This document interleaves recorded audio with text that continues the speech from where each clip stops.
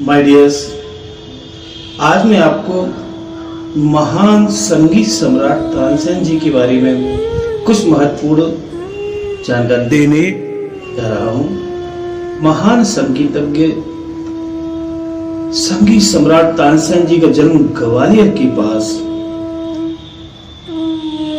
ग्राम बेहट में हुआ था, जो कि ग्वालियर से लगभग 45 किलोमीटर दूर है। महान संगीतकार तानसेन जी बचपन से बहुत ही अजीबोगरीब आवाज निकालने की अद्भुत कला के धनी थे। ये जब छोटे थे तो जंगली जानवरों की, शेर, चीता, बाघ की अलग अलग तरह से आवाज निकालने की इनमें अद्भुत कला थी। एक बार की बात है, ये जंगल में थे। कुछ ऋषि साधु संत उस जंगल से गुजर रहे थे और तानसेन जी को शरारत सूझी और इन्होंने कुछ जानवरों की आवाज निकाल के उन साधु संतों को डराने का प्रयास किया। उन साधु संतों में सबसे आगे थे हरिदास जी महाराज, जो कि सबसे आगे आगे चल रहे थे। उन्होंने आवाज सुनी तो उनको कुछ एहसास हुआ कि ये शायद ओरिजिनल जानवर की तो आवाज नहीं है, कोई ना कोई इसको डुप्लीकेट करके निकाल रहा है। तब स्वामी हरिदास जी ने इधर उधर देखा और देखने पर उनको झाड़ियों के पीछे एक नन्हा बालक छुपा हुआ दिखा। उनकी ये अद्भुत प्रतिभा देखकर, तानसेन जी की अद्भुत प्रतिभा देखकर स्वामी हरिदास जी महाराज, जो एक गुरुओं के भी गुरु थे, बहुत अच्छे संगीतकार थे, बहुत अच्छे संगीत के जानकार थे, उन्होंने उनकी अद्भुत प्रतिभा को पहचाना और उनसे कहा कि बेटा आपका नाम क्या है? तब उन्होंने अपना नाम बताया, मेरा नाम है तन्ना। इनके 3 नाम थे, तन्ना, तनसुख एवं त्रिलोचन। अब ये तो इतने समझदार थे नहीं कि संगीत क्या होता है, कैसा होता है। इन्होंने कहा कि मेरे पिताजी से आप पूछ लीजिए, यदि वो मुझे आगे दे तो मैं आपके साथ सीखूंगा। स्वामी हरिदास जी ने इनके पिताजी को इनकी अद्भुत प्रतिभा के बारे में बताया। इनके पिताजी का नाम था श्री मकरंद पांडे। श्री मकरंद पांडे इनके पिताजी का नाम था। स्वामी हरिदास जी ने जब तानसेन जी के बारे में इनके पिताजी को बताया तो इनके पिताजी भी सोच में पड़ गए कि वाह, हमारे बच्चे में इतनी अद्भुत प्रतिभा है। तानसेन जी को स्वामी हरिदास जी का सानिध्य मिला, उनके साथ संगीत सीखा उन्होंने। एक और उनके गुरु थे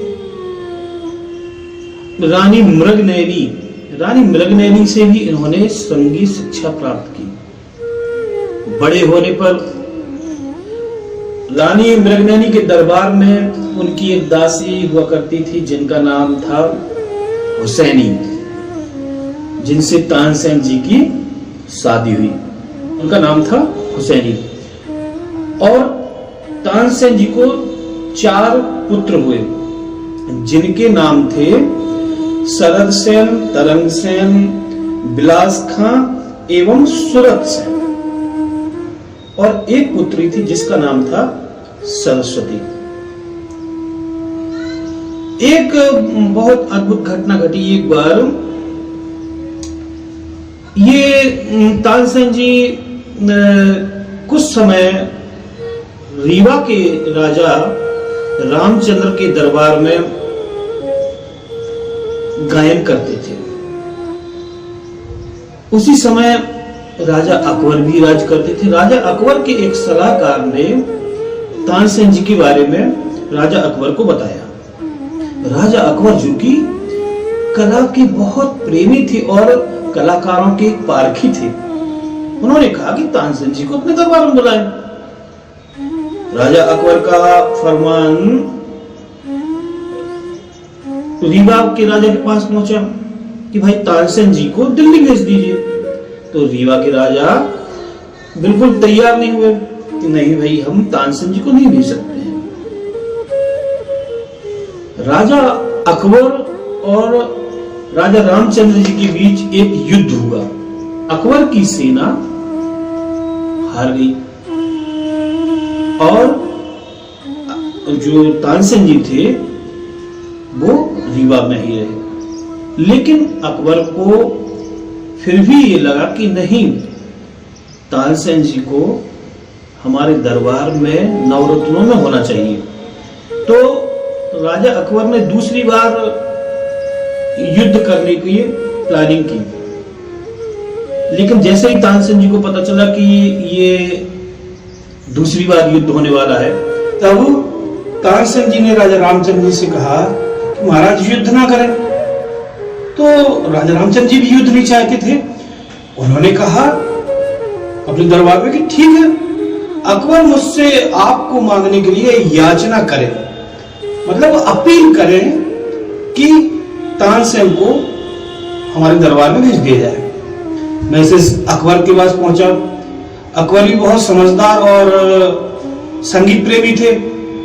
उन्होंने याचना पत्र भेजने में समय नहीं लगाया और तुरंत राजा रामचंद्र जी के दरबार में एक याचना पत्र भेज दिया कि अपने महान कलाकार को हमारे दरबार में भेजिए। राजा रामचंद्र जी एग्री हो गए। दोनों के बीच जो युद्ध होना था वो युद्ध कैंसिल हो गया। राजा रामचंद्र के दरबार से अकबर के दरबार में तानसेन जी पहुंचे और अकबर ने उन्हें अपने नवरत्नों में सम्मिलित कर लिया। एक बार की बात है, राजा अकबर के दरबार में तानसेन जी का बहुत अच्छा नाम हो रहा था, बहुत ख्याति प्राप्त हो रही थी। तो कुछ जलने वाले लोगों ने राजा अकबर को भड़काया, उनके कान भरे कि तानसेन जी से दीपक राग सुना जाए। बच्चों, ये है रागनियों की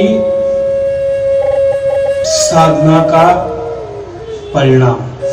इन्होंने तानसेन जी ने बहुत तपस्या के बाद रागनियों को सिद्ध किया था, साधना की थी, उनको सीखा था, उनका अभ्यास किया था।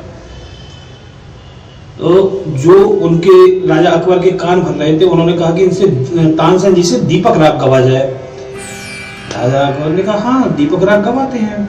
राजा तानसेन जी को दरबार में बुलाया गया और राजा अकबर ने उनसे अपील की, रिक्वेस्ट की उनसे, तानसेन जी से, कि आप दरबार में दीपक राग सुनाइए। तानसेन जी ने मना किया, महाराज ये राग ना गवाइए तो ही अच्छा है। अकबर जी ने जिद पकड़ ली कि नहीं, आपको तो ये राग गाना होगा। तानसेन जी ने कहा ठीक है, गाते हैं। दरबार में बैठे, गाना शुरू हुआ। सभी दरबारी में बैठे थे, राजा भी बैठे। दीपक राग दीपक गाते गाते गाते गाते गाते धीरे धीरे सबको गर्मी लगने लगी। यहाँ तक कि राजा अकबर को गर्मी लगने लगी, स्वयं तानसेन जी भी गर्म होने लगे। कुछ समय बाद इतनी गर्मी पैदा हुई कि दरबारी अपना पूरा दरबार छोड़ के भागे। एक तरह से आग जलने लगी पूरे दरबार में। राजा अकबर भी दरबार छोड़ के निकल लिए और तानसेन जी भी जलने लगे। वहां दीपक जल गए बिना किसी कोई भी, जैसे अपने अभी प्रेजेंट में माचिस यूज करते हैं, उस समय जो भी सिस्टम होगा जलाने के लिए, बिना उसके जलाए हुए अपने आप दिए जल गए और तानसेन जी भी उसकी आग में जलने लगे। तब तानसेन जी को जब होश आया, तानसेन जी उसी ज्वलनशील अवस्था में अपने घर पहुंचे और उनकी जो एक बेटी थी जिसका नाम था सरस्वती, सरस्वती भी संगीत के रागनियों की बहुत अच्छी जानकार थी। उन्होंने अपने पिताजी को इस कंडीशन में देखकर कि ये जल रहे हैं, इन्होंने दीपक राग गाया है, तो इनको राग मल्हार सुनाया जाए। कौन सा राग? राग मल्हार। उनकी बेटी सरस्वती ने उनको राग मल्हार सुनाया। तब जाके उनके बॉडी को, उनके शरीर को ठंडक पहुंची।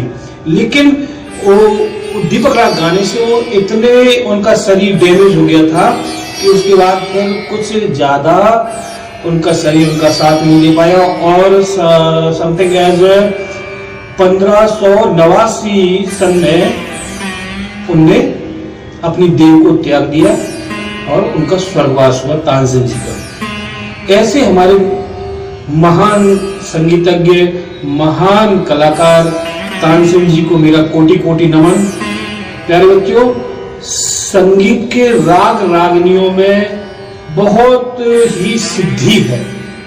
सामवेद में संगीत की बहुत अच्छी जानकारी, हमारे 4 वेद है जिनमें से एक वेद है सामवेद, जो कि जिसमें संगीत के लिए बहुत कुछ दिया गया है। संगीत एक साधना है, संगीत मानसिक शांति देता है, संगीत एक मेडिटेशन है। तानसेन जी, बैजू बावरा उस समय ये बहुत ही फेमस गायक हुआ करते थे। हर संगीतज्ञ तानसेन जी के बारे में मैंने आपसे छोटी सी जानकारी शेयर की। उनके बारे में मैं ज़्यादा कुछ नहीं दे सकता, जितनी जानकारी मुझे थी मैंने आपसे शेयर की, और आगे भी ऐसे वीडियो भेजता रहूँगा। ध्यान से सुनिए और अभ्यास करते रहिए।